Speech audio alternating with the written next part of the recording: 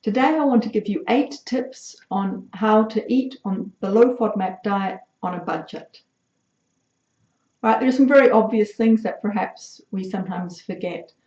For example, always go shopping after you've eaten, so you won't be making any of those impulse purchases and perhaps buying processed foods that we know are no good for you. While we're on that tack of processed foods, do your own baking.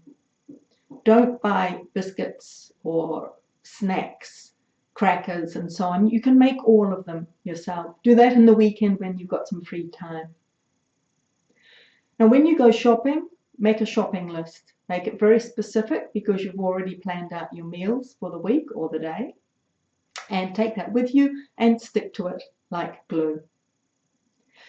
Now remember that you can buy frozen vegetables and fruits. They've mainly been snap frozen and they actually contain a lot more goodness than some of what you think are fresh vegetables in the shops, which have had long transport times and often been kept in chillers for a long time as well. They're usually cheaper, the frozen ones, and on top of that there's no wastage because you just stick the excess back in the freezer again. Now, of course, you could have a vegetable garden. That's going to save you a lot of money. That's not convenient for all of you, but it is something to think about.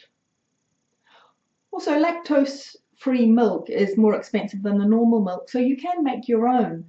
Normally, the chemist will have lactase drops, which is what neutralizes the lactose, and you just put that into the normal milk. I think you leave it for about 24 hours, and then it's lactose-free.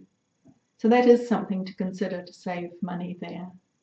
I do quite a bit of baking for my family, and the best place to buy a lot of the ingredients that you need are actually from Asian supermarkets.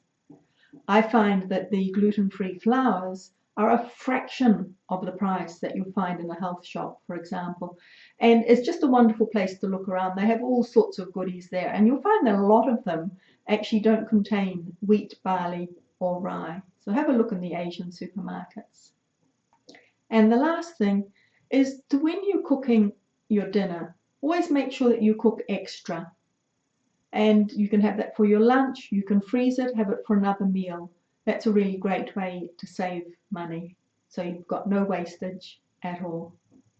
Right, well, I hope those tips helped you a little bit to save on your shopping bill. Thank you for watching, and goodbye.